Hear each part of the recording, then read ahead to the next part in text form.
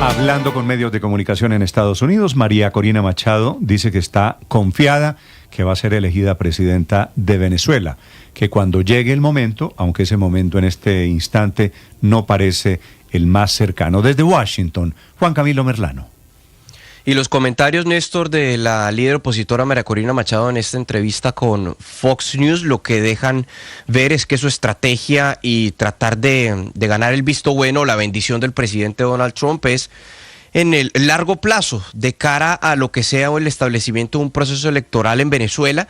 Quiere llegar a ese momento pues con el respaldo de los Estados Unidos y con el respaldo del pueblo venezolano, que según ella ya lo tiene. Esto por lo menos lo dijo en una entrevista en las últimas horas con Fox News, que recordemos, también en esa misma entrevista había dicho que había entregado el premio Nobel, la medalla del premio Nobel de Paz al presidente Donald Trump, porque se lo merecía. Escuchemos lo que responde frente a la pregunta de si ella quiere ser la próxima presidenta de Venezuela. But I do believe that, there's a mission, and we are going to turn Venezuela into that land of grace. And I believe I will be elected when the right time comes as president of Venezuela, the first woman president of Venezuela. Aquí dice María Corina Machado: creo que hay una misión y vamos a cambiar a Venezuela, vamos a darle la vuelta. Y yo sí creo que voy a ser elegida cuando el tiempo correcto llegue como presidenta, la primera presidenta mujer en la historia de Venezuela, es lo que dice la líder opositora María Corina Machado, dejando entrever ya lo que es su estrategia en el largo plazo y bueno, recogiendo también lo que es el respaldo del pueblo venezolano, que no es un secreto para nadie que en las elecciones del año 2024 fue ella la que hizo la campaña por Edmundo González Urrutia, porque ella fue inhabilitada por el régimen de Nicolás Maduro, pero a final de cuentas con esa campaña en todo Venezuela fue ella quien logró catapultar la candidatura de Edmundo González Urrutia y llevarlo a ser el ganador de las elecciones presidenciales en Venezuela con cerca del 70% de los votos. Pues María Corina Machado ahora lo que dice es que pretende que su nombre sí aparezca en el tarjetón en unas próximas elecciones libres en Venezuela y que el pueblo venezolano finalmente la pueda elegir a ella. La gran pregunta es: ¿cuándo ocurrirá eso? Aún más teniendo en cuenta que el presidente de los Estados Unidos está cooperando de manera estrecha con el actual régimen, con Delcy Rodríguez, y que no parece haber afán para la convocatoria de unas elecciones en territorio venezolano, Néstor. Juan Camilo, gracias. El régimen, Delcy Rodríguez ahora a cargo después de Maduro, esta mañana volvió a liberar a algunos presos políticos. Están en la etapa de los extranjeros, por supuesto.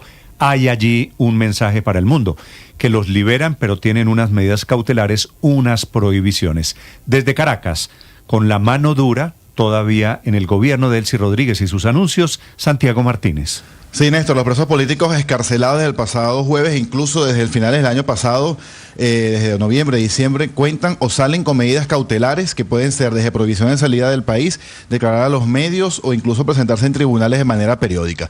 Esto lo aseguran o lo revelaron tanto la ONG Foro Penal, muy criticada por el gobierno por estos días, así como el Comité por la Libertad de los Presos Políticos, que terminan siendo los únicos defensores de estas personas acá dentro de Venezuela. De hecho, el vicepresidente del Foro Penal, se llama Gonzalo Jimiop, le dijo a la agencia EFE que de las 84 excarcelaciones que ellos han verificado en esta última semana, todos sin excepción tienen al menos una de esas medidas cautelares. Igual el Comité por la Libertad de los Presos Políticos señalaba que los detenidos no salen completamente libres. Incluso el activista Diego Casanova, que es integrante de este comité, fue un poco más allá y advirtió que a los presos políticos los han amenazado, les prohíben relatar todo lo que ocurre y lo que les hicieron estando dentro de la cárcel. Pero no solamente sería al excarcelado como tal o a la víctima en este caso que le colocan la medida, sino que los familiares también tienen o deben abstenerse de denunciar, de decir lo que ocurrió o de dar declaraciones a los medios. Recordemos la cifra, la ONG Foro Penal hasta, o lo que es esta última semana, habla de 84 excarcelados y un total de más de 800, mientras el gobierno dice que van 406, pero en esa cifra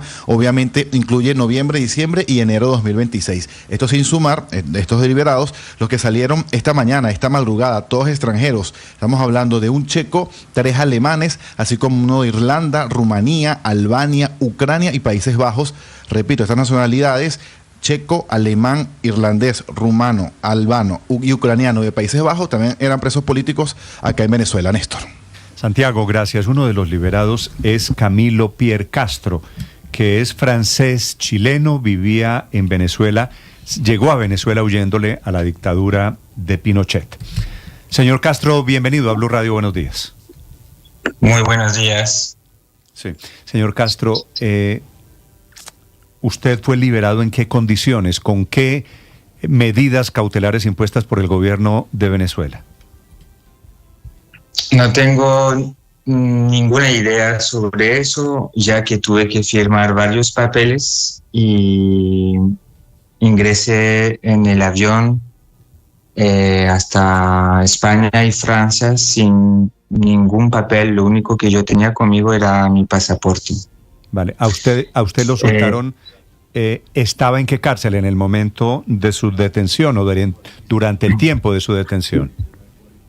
Yo estuve en el Rodeo 1, entonces con todos los que fueron liberados hoy, ayer, los españoles, toda esta gente de las cuales ustedes están hablando ahora. Pero de medidas cautelares, nosotros, la mayoría de nosotros, no hemos recibido ninguna especificación. Lo único que he firmado antes de salir eran papeles donde yo estipulaba que no iba a hablar de las instalaciones y que he visto y que tuve buen trato. Sí. O sea, fuera de todo, lo tuvieron preso y querían que usted saliera hablando bien. Sí, eso es la idea. Obviamente son las últimas instrucciones que nos dan de forma oral, pero el tema mío es que es diferente, es que yo no estoy en el territorio venezolano y por eso estoy aquí. En este día estoy en Ginebra, en Suiza. Tuve citas con diferentes oficinas de la ONU y yo me puedo permitir de hablar más libremente e intentar hacer visible la voz de los venezolanos. De acuerdo, y se lo agradezco mucho porque llevo todos estos días de este año 2026 buscando a estos presos políticos liberados. ¿Usted fue detenido, acusado de qué ante la justicia de Venezuela? Bueno, nosotros al principio fuimos detenidos de forma totalmente arbitraria, es decir, sin ninguna razón. El hecho es que simplemente fuimos detenidos, yo por ser francés, otro por tener una playera blanca, o sea, cualquier pretexto, es decir, eso se llama detención arbitraria. Después, estando en el Rodeo 1, después de Camilo, varios meses... Pero antes de que nos cuente la historia de qué pasó en el rodeo, ¿a usted por qué lo detuvieron? Por ninguna razón. Por ninguna razón, así como lo hacen. ¿Cuál fue la argumentación que le dieron a usted? Usted supuestamente para el régimen era espía por extranjero. ¿Por qué lo detuvieron? Sí, a los 3 días, o sea, a los pocos días empezaron a hablar de temas de espionaje, de terrorismo, pero eso también es totalmente es fundamento. Entonces, por eso insisto con eso. Fue una detención totalmente arbitraria. Y obviamente, ellos nos quieren hacer entrar en su cajilla de espías. Básicamente somos todos los extranjeros aquí secuestrados, que fuimos secuestrados, es decir, fuimos aislados, sin comunicación, sin abogado. Fuimos secuestrados con el tema de ser espías, y es el tema de los falsos positivos, es exactamente eso. Es decir, cuando yo llego en el Rodeo 1, esta política y esta administración ya estaba, entre comillas, funcionando. Los primeros que fueron secuestrados fueron aislados varios meses y ellos no sabían qué hacer de estos prisioneros. Y poco a poco empezaron a inventar y organizar falsos procesos judiciales y lo empezaron a copiar y pegar a toda la gente que llegaban, es decir, los nuevos prisioneros, los nuevos secuestrados. Cuando yo llego, mi proceso fue más rápido, fue a los 15 días, empezó el proceso judicial falso en los pasillos de la prisión, en el medio de la noche. Y cuando yo cuento a mis compañeros de celdas lo que me pasó, ellos dicen, bueno, fue exactamente lo mismo que nosotros, los mismos jefes de acusaciones, las mismas acusaciones, el mismo número de pruebas, todo un montón de argumentos que son exactamente los mismos para mí y los demás. Los demás pasaron en jueces con más de 70 personas pasan. En la cárcel esa del Rodeo, que queda ahí cerquita a Caracas, ¿verdad? Eso es estado de Miranda. ¿Usted estaba acompañado de otros presos políticos? En los 3 pisos de abajo de los 3 edificios eran solamente extranjeros, es decir, el mismo caso mío, es decir, gentes que no tienen nada que ver ni con la política ni con Venezuela, es decir, gente que por la mayoría ni siquiera conocen a Venezuela, que venían ahí de turista o que venían a visitar un familiar, los papás, por ejemplo, de una esposa, algo así. Y en los pisos superiores había venezolanos, donde sí había lo que podríamos llamar más presos políticos. Estaban los del Gedeón y estaban, la mayoría de esta gente simplemente eran como nosotros, a diferencia que eran venezolanos. Es decir, fueron todos arrestados de forma totalmente arbitraria por una razón u otra, por un mensaje, por llorar al teléfono quejándose del cotidiano en Venezuela, por llevar una playera blanca, por tener una foto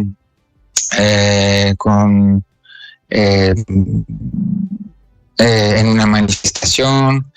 Y entonces sí, ahí había muchos otros venezolanos presos políticos. De hecho, eso es mi gran inquietud. Yo veo que están sacando de a poquito a estos extranjeros.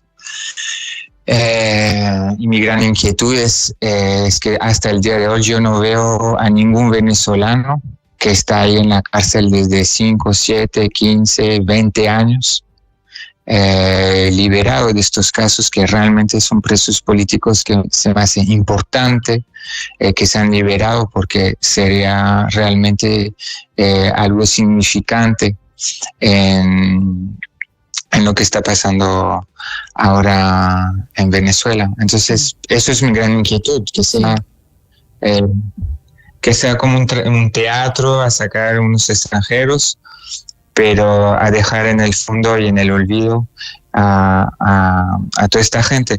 Les recuerdo también que muchos de estos presos políticos estuvieron en el helicoide durante varios años en condiciones de cárcel, es decir, con acceso a veces a literatura, o sea, pero ahí en el Rodeo 1 no tenemos nada, lo único que tenemos es un vaso de plástico, jabón y papel higiénico. Ya que usted, Camilo, pone el helicoide en la conversación, que es una de las cárceles más aterradoras que hay en Venezuela, donde están los presos políticos, quisiera preguntarle sobre las condiciones en las que usted estaba en la cárcel El Rodeo. Físicamente, ¿cómo es esa cárcel? ¿Cómo es la celda y las condiciones en las que usted y los demás presos, los extranjeros y los venezolanos estaban?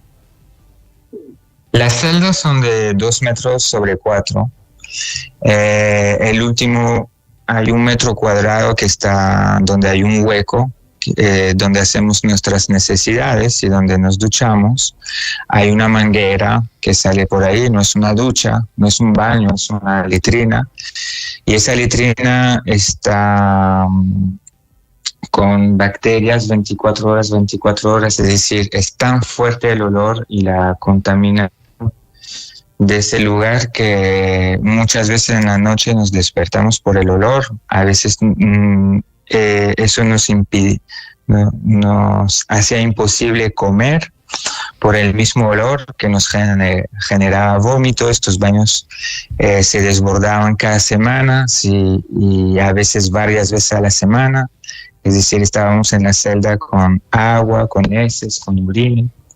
Y a nosotros nos tocaba, si a los custodios se les daba la gana, nos daban una toalla y la misma toalla para todo el piso, para todo el pasillo, y nos tocaba limpiar eso sin guantes, sin desinfectantes, sin nada. Y eso era cada semana. Y como te digo, 2 metros sobre 4, la mitad es la estructura de cemento donde uno se duerme. Unos tenían suerte, tenían colchón, otros tenían espumas, es decir, lo que quedaba de un colchón, es decir, ni siquiera un perro duerme ahí sin sábanas, sin cobija, sin nada. No teníamos nada para cubrirnos en la noche, ¿no? Del frío. Y una pijama, y eso es lo único que teníamos. Muchos prisioneros lo único que han tenido en varios años es una pijama. Y eso, no tenemos acceso a nada, jabón y papel, y con eso hacíamos juegos de ajedrez que nos eran de forma regular confiscadas. ¿Las celdas son individuales en el Rodeo 1? Las celdas son para 2 personas. Y entonces hay una estructura de cemento para una persona más abajo y una estructura más arriba, pero esa estructura igual era peligrosa, se habían quebrado 2 veces y hubo unos heridos. Yo no sé si hayan muertos o si simplemente heridos, pero esta estructura se había quebrado, entonces era un peligro también dormir ahí para el compañero que está ahí abajo. Y las ventanas, hay fotos que se ven del Rodeo 1, pero no corresponden a la realidad del Rodeo 1 de hoy, porque se están haciendo mejoras de forma cotidiana ahí, pero no mejoras para mejorar las condiciones, sino mejoras para hacer los muros más altos, las ventanas más chicas, alejar, entre comillas, la estructura de la cama de la ventana para no poder tener acceso a la ventana, para impedir cualquier tipo de comunicación. Y todas las mejoras que se hacen es para que sea más difícil vivir ahí, que el aislamiento sea más fuerte y que el sentimiento de, digamos, a nivel psicológico uno se siente chiquitito frente a la estructura de esa cárcel, ¿no? Y en el cotidiano, algo que es muy marcante ahí en el cotidiano del Rodeo 1 es que todos los desplazamientos que teníamos se hacían siempre con capuche y esposados. Varias veces jugaron a humillarnos, dejándonos afuera en los patios durante varias horas encapuchados bajo el sol. La gente se desmayaba, jugaban con nosotros, se reían de nosotros, nos humillaban. Torturas. Son torturas permanentes. Torturas, claro. Camilo, sí, todo un sistema de torturas. ¿No? Ya le voy a preguntar quién es el cerebro de todo esto, pero antes quisiéramos saber cómo es el régimen de alimentación en la cárcel del Rodeo 1. ¿Cuántas comidas al día les dan y qué les dan de comer?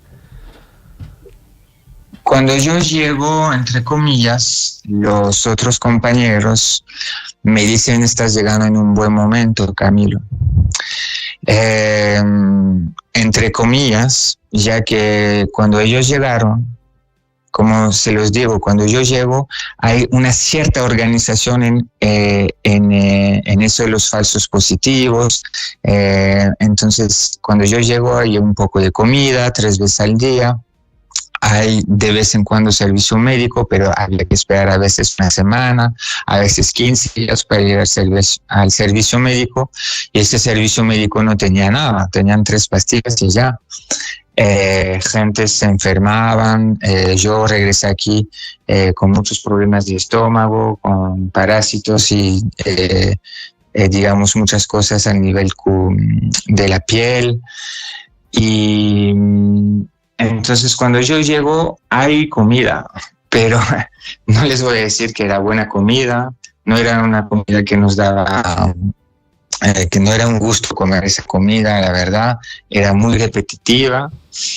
Y los primeros meses, es decir, yo diría los 6 primeros meses, todos los compañeros sufrieron muchísimo. Esta gente cuando llegaron fueron aisladas, había nada más 2, 3 prisioneros. No tenían nada de patio, no había comida. Camilo, los primeros... déjeme interrumpirlo ahí. Usted es profesor de yoga, ¿verdad? Sí. En esas circunstancias, con la comida asquerosa que le intentaban dar, con la circunstancia de una cárcel pequeña, en malas condiciones de salud, como nos está describiendo, ¿usted tenía tiempo, tenía ganas? ¿El yoga lo salvaba? Entonces hay una gran contradicción en el rodeo 1. Uno podría pensar que es el mejor lugar para tener tiempo para meditar y hacer yoga. Y no, porque hay toda una organización de la tortura psicológica que hace que de forma constante en el día, hasta en la noche, siempre hay un estímulo, pero no es un estímulo, digamos, cultural, son ruidos, tenemos que... a las 5 de la mañana nos llaman y nos piden nuestro nombre, gritándonos, después llega... Todo eran protocolos. Teníamos varios protocolos que seguir, protocolos que teníamos que seguir durante el día. Y para mí era muy difícil meditar y hacer yoga. De todas formas, es el peor lugar para hacer yoga. O sea, realmente el rodeo 1 es el infierno en la tierra. Son cosas que son muy difíciles de describir así porque la lista es muy larga y el tema de la tortura blanca, de la tortura psicológica, es un tema muy sutil pero muy bien trabajado, que hace que básicamente con el tiempo pierdes tu humanidad, pierdes tu identidad, pierdes la fuerza, te vuelves totalmente sometido, pierdes la noción del tiempo y estás aislado, sin comunicación con el exterior, y se te hace entender que no hay nada que hacer y que tú puedes rebelarte. Eso no va a cambiar nada lo que pasa adentro ni afuera. Los intentos de hacer huelgas de hambre o las veces que no queríamos comer por una u otra razón, se nos amenazaba de entubarnos, es decir, torturarnos, o de llevarnos en una sala, una cámara de gas debajo en el sótano, donde se encerraban a la gente y donde se los torturaban y donde se les... por un huequito en el muro se les ponía un gas lacrimógeno, o el cuarto piso donde se pegaban, torturaban. Pero usted me está describiendo unos campos de concentración en Venezuela siglo XXI, es decir, sí. el socialismo del siglo XXI que tanto habla de Hitler y del nazismo, no muy diferente de lo que usted vive allí en la cárcel. Sí, exactamente. Se trata de toda esa cultura humana que ha desarrollado durante siglos, durante milenarios, una cientificación de cómo deshumanizar a la gente, humillarlos, maltratarlos. Efectivamente, son el mismo tipo de tortura, el mismo tipo de técnicas. Yo no fui víctima de eso, pero otros sí. Existen varios tipos de tortura. En el helicoide se sabe de eso, electricidad, las bolsas en la cara con insecticidas y todo este tipo de tortura. Pero la tortura blanca también es una tortura muy peligrosa, ya que no deja mucho, digamos, no se ve mucho en el cuerpo. Venían a veces a tomarnos fotos del cuerpo desnudos para asegurarse que no estábamos marcados. Pero la tortura blanca deja huellas que para muchos individuos nunca van a salir, de las cuales nunca se van a liberar. Muy impactante este testimonio. Estoy aterrado escuchándolo. Mucho más grave de lo que cualquier ser humano cuerdo podría imaginarse de estos aparatos de tortura montados por el régimen. Camilo, es un gusto saludarlo. No quiero molestarlo más. Le agradezco estos minutos. No, mira, nada más quisiera, antes de despedirme de ustedes, sí. El tema que hoy hay todavía cientos de personas aquí, en ese rodeo 1, y seguramente en otros lugares.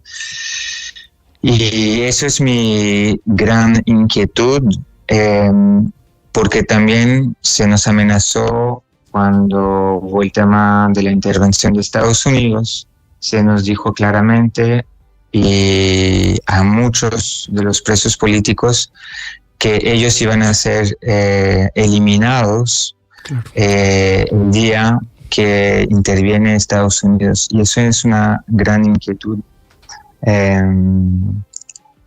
para mí. Y espero realmente que Venezuela pueda tener unos días mejor, pero eso debe de empezar primero por la liberación de todos los presos políticos y de un cambio radical del gobierno, porque hasta ahora son los mismos, hasta peor que el mismo Maduro, que están ahí en la maniobra. Le tengo la mala noticia de que los que lo torturaron a usted son los que siguen mandando hoy en Venezuela. Sacaron a Maduro, pero los otros, Diosdado y compañía, los Rodríguez, siguen allá mandando. Camilo, un abrazo para usted en la distancia. Sí. Un gran abrazo y un gran abrazo a Colombia y a Venezuela.